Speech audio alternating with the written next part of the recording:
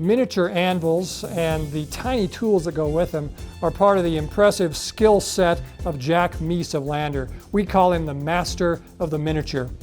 I'm Steve Peck of Wyoming PBS. This is Wyoming Chronicle.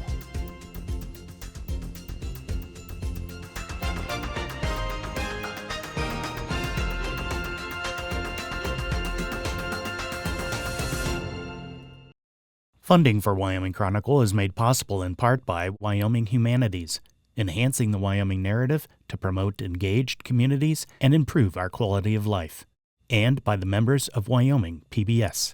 Thank you for your support. Jack Mease makes miniatures, anvils, firearms, cookware, even a steam engine. His tiny letter-perfect replica of a 19th century ranch wagon has been shown in museums. He had no model for it, no instructions, no pictures, just measurements and memory. It took 2,000 hours to complete. Every facet of the wagon copies the real thing, including the invisible inner workings of the hubs and brakes, details that no one else will ever see. When he learned that the original full-sized wagons were built with 48 carriage bolts apiece, Jack looked for them in the minuscule size he needed. He couldn't find any, so he made the bolts himself, including the threading and the nuts. And when he couldn't find tools precise enough to make those Lilliputian bolts, he made those too. Such is the talent and the precision, such is the dedication and the patience, such is the world of 91-year-old Jack Mease. There's almost nothing you can't build, is that safe to say? People say, is there anything you can't make? And I say, money. Wyoming Chronicle met Jack a few days before Christmas inside his shop between Hudson and Lander. It's an unforgettable workspace, jam-packed with materials, tools, machinery, books, pictures, workbenches, and example after example of his astounding finished creations. The building we're in now, which is a spectacular shop in its way. It's not the fanciest place, it's not the biggest, it's not the shiniest, but you use the heck out of it, don't you? Oh, yes, yeah. My wife and I built the shop. We didn't do this block work, but we did put on the roof and then finish the interior and so forth. There's this wagon, which I think is in the shot that we're looking at now. Equipment like that, smaller things. There's a stove, you have knives, you have tiny anvils. I can't even begin to name it all. How long have you been creating these things? Since you were a young man, I presume? I started making knives the first thing that I did, and of course they was rather crude, as anybody would, beginners it would be, but I graduated doing a little finer work. How about these miniature or scaled down objects that you made? Can you remember the first one of those that you did, or the first type of thing you started doing? I had a friend named Don Layton, a real good machinist, and he made a miniature anvil, and I saw it, and I thought, well, I can do that. So I made an anvil, and after I made it, I got to thinking, well, why not make the tools to go with it? And I did that, and then they just kind of gravitated into. Let's talk about if you're making an anvil. It's only about this big. What does it start with? Just a piece of steel. Just a block of steel. Mm-hmm. What's funny, a lot of people said, ain't that hard to make? And I said, oh, heck no. I just cut away everything that don't look like an anvil. Just leave the anvil there. Yeah. When you say you cut away, you're using a machine. Yes, a milling machine. Look at this. It's just incredibly precise. Yeah. Now, did you do your scale, your yes. studying of a full-size anvil, even for something like this? Well, anvils, they was all different sizes Sure. of anvils. And they were sold by the pound, I think. But there was no real. They was more or less shaped the same, but they could be a lot of different sizes. Yeah. I make them, the blocks kind of to scale, like 5 to 1, but you figure the anvil and the length of the horn, the height and all that. Blacksmith was working at the anvil. Top of the anvil would come right to where my knuckles is, right here. Yeah. And then it was shaped where it was kind of sloped away from him. When he hit a piece of red hot metal, the sparks would fly away from him. Mm-hmm. And the farrier never discussed, told his helper, it's so noisy in that shop, if he wanted him to do a certain thing, he'd hit the anvil with his hammer, and a certain tap would mean to do this and do that. So Signal him that way. Yeah, it was. So if we blew this up to this big, it would be proportional and Yes. functional, and Yeah. you make a point of that. Yeah. It's not Yeah. a toy, it's a miniature. Yeah. Yep. Exactly. Jack, I don't think anything demonstrates what I'm going to just go ahead and call your mastery of your craft and your art better than this, or even as well as this Wagon does. You told me you had an estimate of how many hours you had into it? I'm estimating at least 2,000 hours. Mm-hmm. And that's just by figuring up how long it took to make, say, one wheel, how much time it took to make each carriage bolt and the spokes and so on and so forth. And like I say, 48 carriage bolts at 30 minutes per bolt, Yeah. not counting the nut. And we're not even looking at those. I mean, that's And then let's say it's 15 minutes per spoke, 48 of those.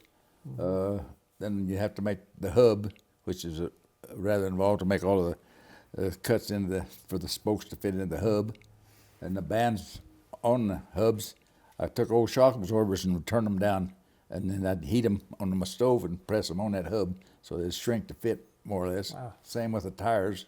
Once I got the wheel shaped and ready to put the tire on, I'd put it on the stove and get it as hot as the top of the stove would get it. I'd put it on and beat it on real quick and then put it in water, and that's what they call shrink to fit tire on your So these wheel. are, not only then are you conceiving of the scale and the materials, but then you're almost creating these techniques that you're using. As close-up videography reveals his meticulous craftsmanship, Jack fills in some of the details. So including what you made was this nut Yeah, I had to make and the threads. square nuts. Yeah, everything in them days was square nuts, and I had to thread it and make the squared part on the head of the carriage bolt, so it wouldn't turn in the wood when you tighten the nut. And I think it averaged 30 minutes per bolt, not counting the nut. I would think at least that. Just remarkable. Once you made them, you used them. Yes. You didn't make them just for the fun of it. You made them because that's what holds the thing together. Yes, and like I say, every piece on here, the tires, I had to make the tires out of a piece of pipe and turn them to the size.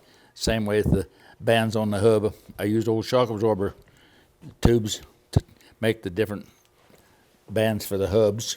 And of course I had to inlet all the hubs for the spokes. And there's 6 fellows, that's the wooden pieces here.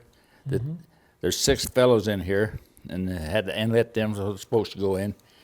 Once I had the wheels shaped and ready, I put this tire on my wood stove and get it as hot as I could get it.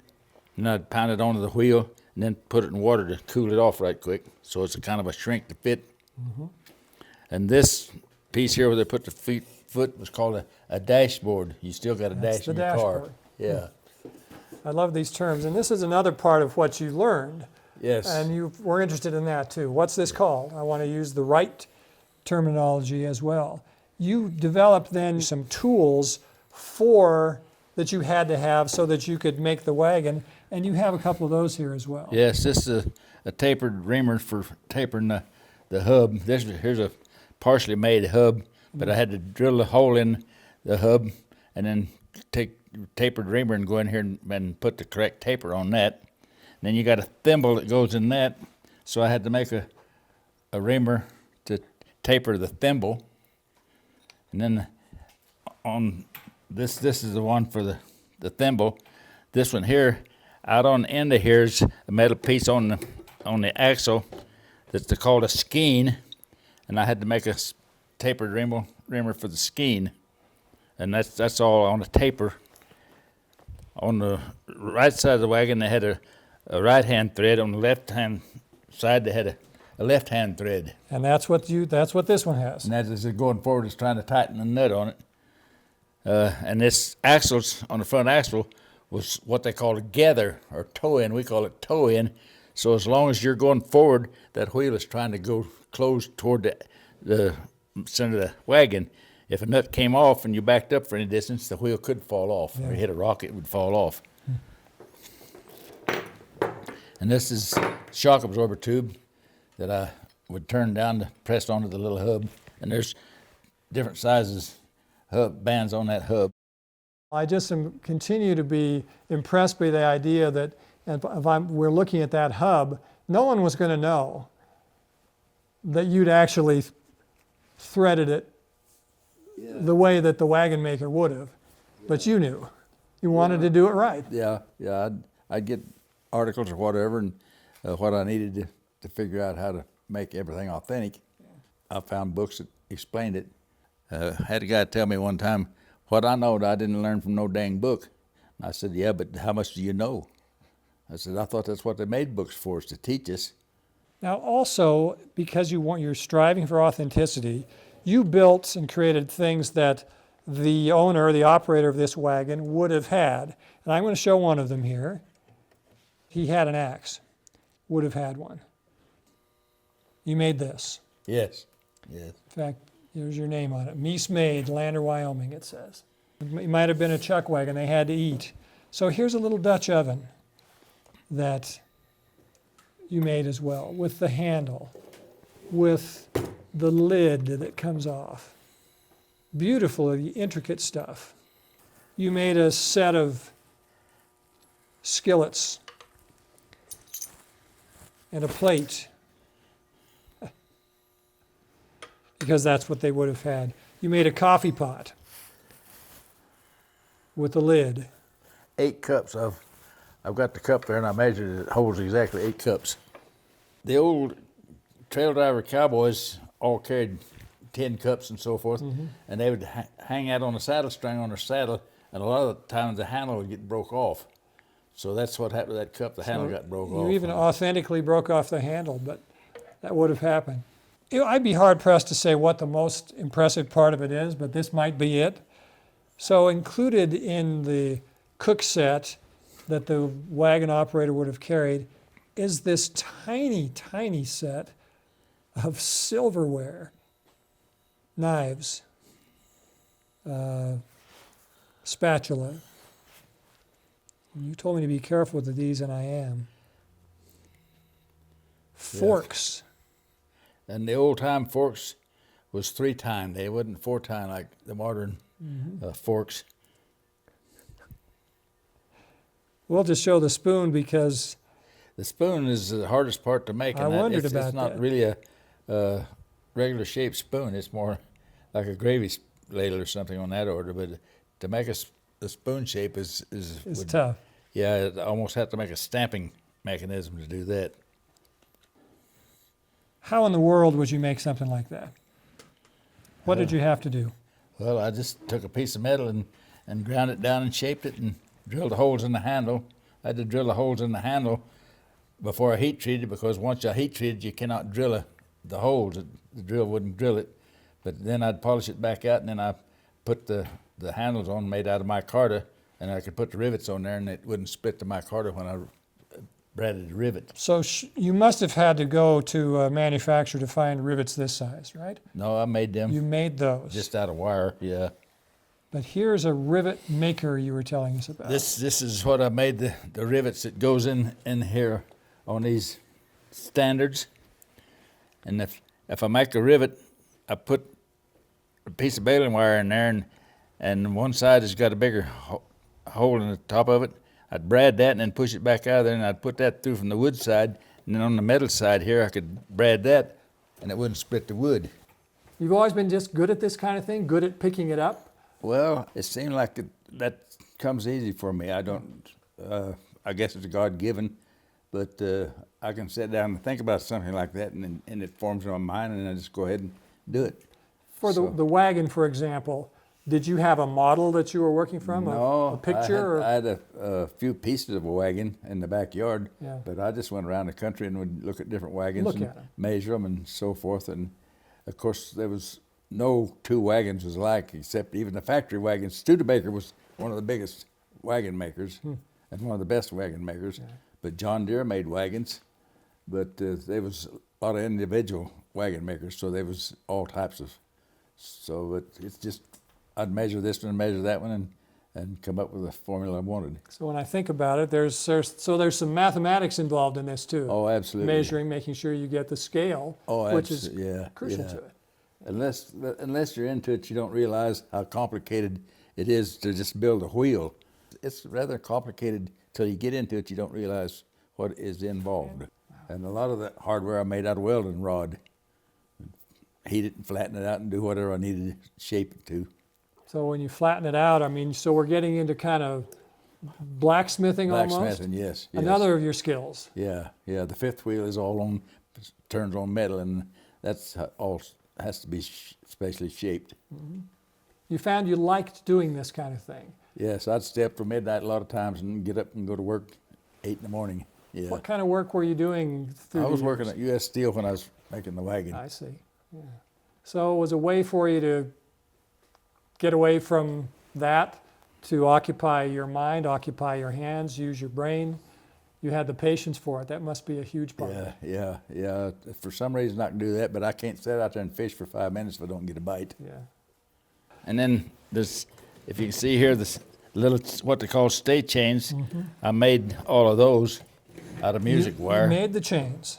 And I had to make a tool to make the chains, in which I got the tool here that I made the chains out of music wire. Once I wrapped them on there, and I'd cut them with a hacksaw blade, and put them together, and then weld them back together. So link by link by link, Yeah. you made the chain. Yeah, and as well. that was to keep, if you start a new horse and the old horse started and the young one didn't, you wouldn't pull the young horse back into the wagon. You can see the toolbox with some spare parts in there and the wrenches and so forth. Spare parts, now come on. No carriage bolts and other. So this wrench has a function? Oh yes, yeah. The wrenches fit all the nuts on the wagon here. Whatever nuts is on there, there's 2 or 3 wrenches in there, and I made all the wrenches, of course. Of course. Yeah. Wow. How much trial and error do you go through? Do you You know, it's funny that I could just. Not a lot. I just do it and it worked. I don't know why. I've born, I guess, with a knack for doing that. So the little knife handle and drilling the tiny little holes and making it flush, pretty well did it the first time. Yeah. But it takes some thought, definitely takes some thought. Just like each piece of this seat has to be made just right. But like I said, that's what you do. It just it isn't difficult for me to do. I actually rode in a wagon when I was a kid. Yeah. I had an aunt and uncle that they hauled our potatoes to town with 1 mule in a wagon. Yeah, they had shafts on it. Just, if they had one, they just had shafts instead of a tongue. Yeah. And it's amazing what that little old mule could pull up a hill. You'd think they couldn't, but it was astonishing what they could pull. Through 9 decades of life, Jack rarely has encountered a construction task that his analytical mind and skilled hands couldn't handle. Metalwork, he can do it. Rawhide braiding, that's a specialty. Woodwork, auto mechanics, bladesmithing, yes and yes. Blacksmithing, check. And add gunsmithing to that list as well. Another celebrated Meade creation is this miniature rifle, perfectly crafted and authentic inside and out, right down to the firing mechanism and ammunition. Well, it's called a Remington rolling block. Remington designed and manufactured these, and 17 foreign countries adapted this for their military firearm, this rolling block, and bought the rifles from Remington.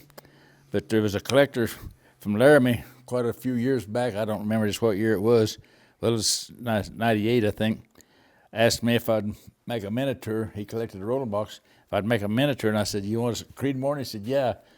Well, all winter I worked on this, and I got it done. I took it over in the case and the whole bit and handed it to him, and he looked at it and said, "How much?" I said, $3,000. He handed it back, and I'm glad he did, because I've since turned down $5,000 for it. Is that right? But it's definitely one of a kind.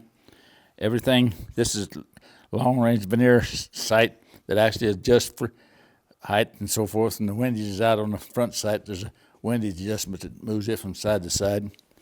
And the reason it's called a rolling block is you pull the hammer back, and you roll this block, and it rolls.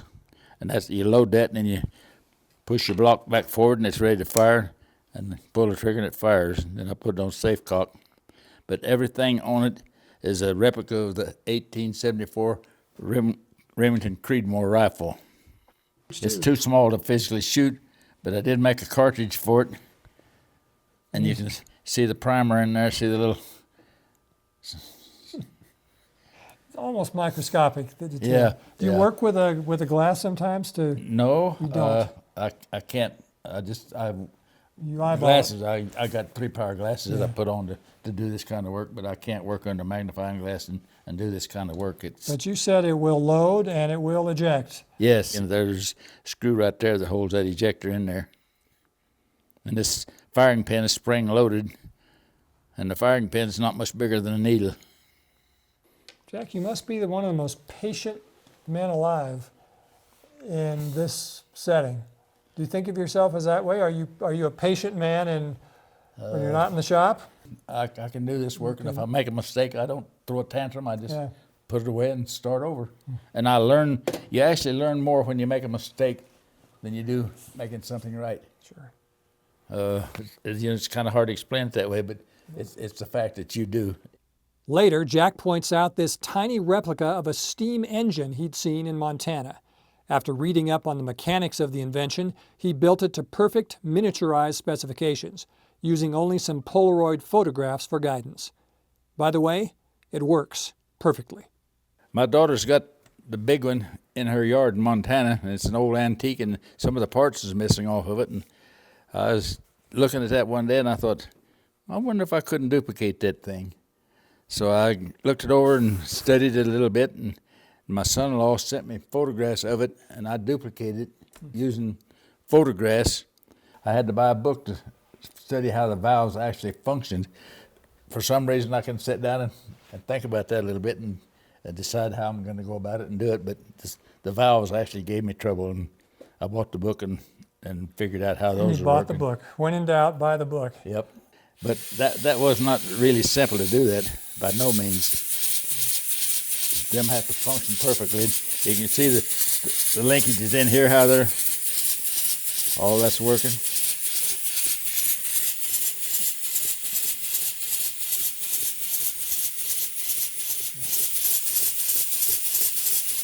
Steam was not simple. It was very complicated. You work, I know, with other people.